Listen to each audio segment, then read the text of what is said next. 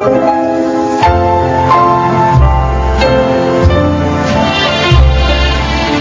araw po mga kaibigan. Maririnig natin ang kwento ng isang mister at ng kanyang buhay bilang may asawa. Siya ay si Nathan. Gaya ng mga ipinapakita sa mga pelikula, akala ko pagkatapos ng kasal, happily ever after ng sunod. Hindi pala. Napakarami palang nangyayari kapag mag-asawa na ang dalawang tao. Good morning, Ma. Oh, gising ka na pala. Si Nathan. Morning, Ma. Ay, mabuti pa ayusin mo na yung mga pinggan, Charmy. At na makapag-almusal na tayo. Tapos tawagin mo na yung mga kapatid mo, pati ang papa mo. Okay. Ako na po mag-aayos ng mesa. Charmy, tawagin mo na sila. Okay. Ito. Nathan, Bakit, Ma? sabi ni Charmy may nakuha na raw kayong house and lot. Opo. May ibinenta yung kapatid ng katrabaho ko. Kinuha ko na po kasi mura eh. May ipon naman kami ni Charmy kaya nagbigay na po kami ng down payment. Ibig bang sabihin, aalis na kayo rito sa bahay? Kapag naayos na po namin yung bahay, may mga kailangan pa po kasing i-repair doon eh. Magpapalagay din ako ng kisame at ipapaayos ko pa rin yung gate. Masaya sana ako naririto kayo sa bahay. Kasi may nakakasama ako at nakakatulong sa pag-aasikaso ng mga kapatid ni Charmy. Ma, pasensya na po. Talaga lang pong gusto na namin bumukod ni Charmy para hindi na po kayo mahirapan. Wala namang kaso sa akin yun. Kaya lang, malalayo na kayo rito sa bahay. Opo, medyo malayo nga po yun. Alam mo, bilang isang ina, mahirap para sa akin na malayo sa aking mga anak. Kahit pa ba sabihin nating may asawa na ang panganay ko, pero iba pa rin yung magkakasama.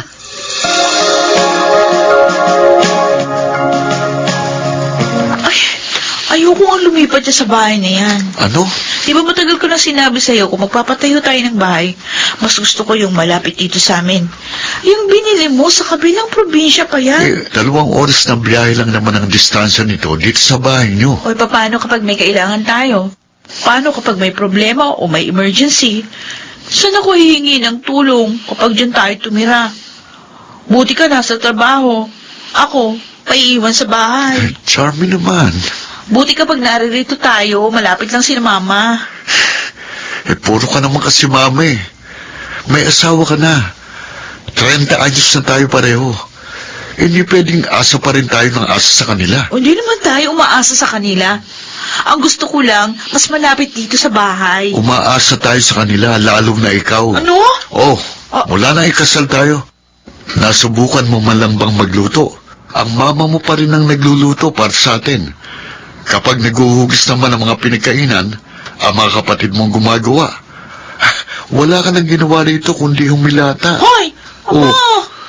Nathan, ayusin mo yung pagsasalita mo, ha? Sumusobra ka na. Totoo naman Isa pa, gustong-gusto mo rito sa inyo.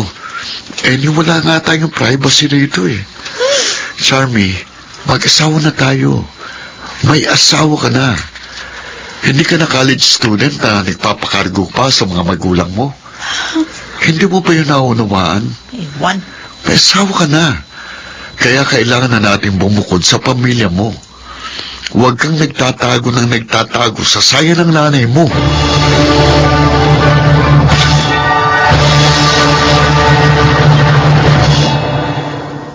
Pare, dapat kasi bago kayo nagpakasal, nag-usap muna kayo ni Charmy. Pochi, nag-usap na naman kami noon pa at payag naman siya na bumukod kami. Pero ngayon ko lang nadiskubre na gusto lang pala niyang bumukod pero doon lang dapat kami sa bakuran nila. Mahirap yan. Mahirap pa naman makisama sa biyanan.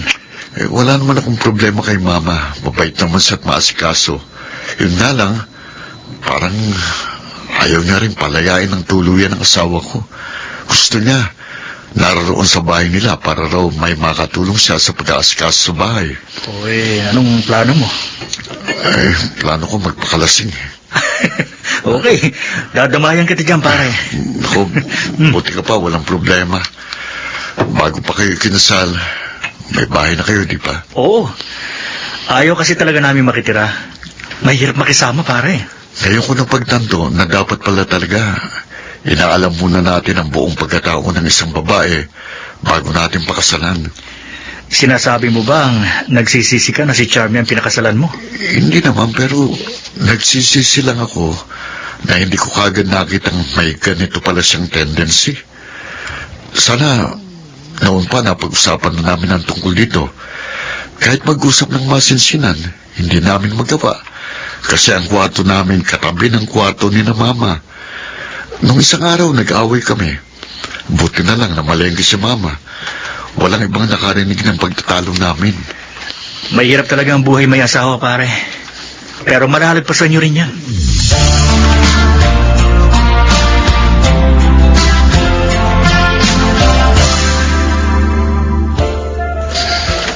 Naglasing ka kagabi, tapos dito ka umuwi sa bahay.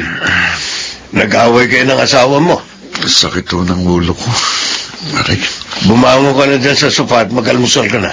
May pasok ka pa yata. Pa, nung napangasawa mo si Mama, anong nasa isip mo? Ano pa, kung hindi siya ang napangasawa ko, magsisisi ako buong buhay ko. Saan ka pa ba naman makakahanap ng babaeng marunong halos lahat ng bagay? Hanggang ngayon nga, kung asikasuhin ako, para bang kahapon lang kami kinasal. Napakaswerte nyo kay Mama. O bakit ikaw? Mapalad ka rin naman sa asawa mo. Alam nyo, pa, ngayong may asawa na ako, totoo pala na kapag may wedding ring na kayo pareho, kahit dumating ang panahon na hindi nyo na gusto ang isa't isa, hindi kayo pwedeng maghiwalay basta-basta. Bakit mo nasasabi yan? Gusto mo na bang hiwalayan si Charmy?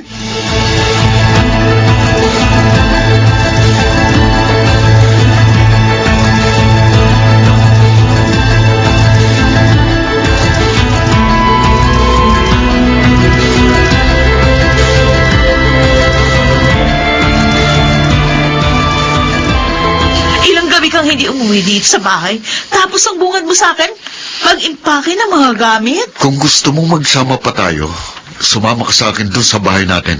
Nathan, hindi mo ba ako nauunawaan? Ako, naunawaan mo ba ako? Paano kita maunawaan? Hindi ko nga gusto ang desisyon mo. Charmy, hindi gusto mo o gusto kong mahalaga rito, kundi kung ano ang tama. At paano mo nasasabing yung gusto mong tamang desisyon? Alam mo, 3 taon tayong magkasintahan. Pero ngayon ko lang nalaman na hindi pala talaga kita kilala. Sana, kinalala muna kita bago kita pinakasalan. O so ano, nagsisisi ka dahil pinakasalan mo ako? Ha? Nathan! Charmy! Anong nangyayari? Kainis! Bakit ka sumisigaw? Eh kasi masinaitan eh. Nag-aaway na naman ba kayo tungkol sa bahay na binili niya? Kasi gusto niya, lumipat kami doon. Kung ayaw mo, di wag kang sumama sa kanya. Hindi rin naman makakatiis yun. Uuwi rin yun dito sa'yo. Nag-asawa ka? Tapos ayaw mo sumama sa asawa mo? Isa ka pa eh. Charm! Ito lang ang sasabihin ko sa'yo, ha? Babae ka. At ang babae, nagpapasakop sa asawa niya. Kahit na hindi ako sumang-ayon sa gusto niya? Eh, bakit hindi ka sumasang-ayon? Ano ba ang masama sa gusto ni Nathan? Eh, gusto lang naman niya bumukod kayo, hindi ba? Eh, gano'n naman talaga eh. Kapag ang 2 tao naging mag-asawa, hindi na sila 2 tao, kundi iisa. Kung ano ang desisyon ng isa, yun din dapat ang desisyon ng isa. Tapatin mo nga ako, Charmy. Takot ka pa rin ba maging independent hanggang ngayon? Gusto mo pa rin ba nasa poder ka ng mga magulang mo? Eh, kasi iniisip ko. Charm! May asawa ka na. Isa pa, hindi mo obligasyon ng tumulong sa mama mo sa bahay kasi may sarili ka na rin pamilya. Eh, parang hindi ka naman talaga tumutulong sa bahay niyo eh. kilala kita. Gusto mo sa bahay nyo kasi andun ang mama mo. Siya ang gumagalaw. Charm, hindi ka na teenager. May asawa ka na. Yang pagmamatigas mo, baka isang araw magising ka. Hiniwalayan ka na ng asawa mo.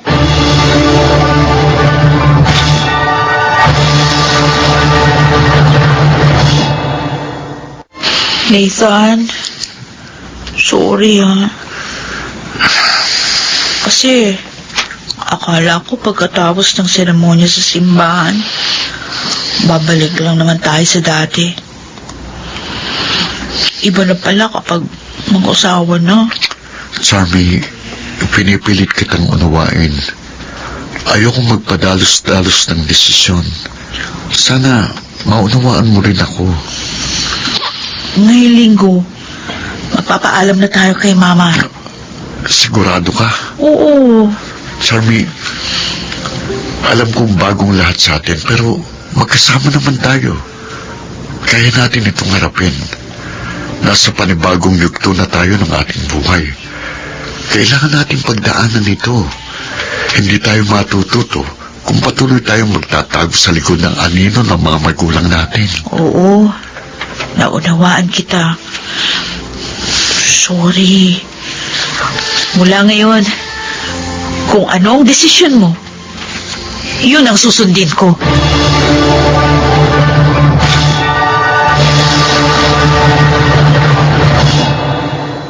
Nagpapasalamat akong naayos namin ni Charmy ang usot sa aming pagsasama bago pa man humantong sa hiwalayan ang lahat. Madalas, ayaw natin ang mga pagbabagong nangyayari sa buhay natin kasi kailangan nating mag-adjust at mahirap gawin yun. Mahirap gawin ang hindi mo nakasanayan. Gayunpaman, ang buhay ay punong-puno ng pagbabago. Ika nga, we need to learn how to bend or else we will break. Ako po si Nathan at ito ang aking buhay. Hindi madali ang buhay. Pero ang mga taong marunong sumabay sa mga pagbabagong nagaganap araw-araw ay iyong mga taong natututo at nagiging wise na mga individual. Mga nagsiganap: Rosana Villegas, Jeneline de la Cruz, Lionel Benamin, Chiquit del Carmen Amor, Reynald Landicho, at Phil Cruz sa papel na Nathan. Naglapat ng angkop na tunog, Jerry Mutia. Sa musika, Buboy Salonga. Supervisyong teknikal, Eric Lucero at Bong Muyar. Creative consultant, Phil Cruz. Production assistant, Anching Cruz. Ito'y mula sa panulat ni Rita Lavaron. Sa direksyon, June Martin Legaspi at Maynard Landicho Jr. Ito ang aking buhay.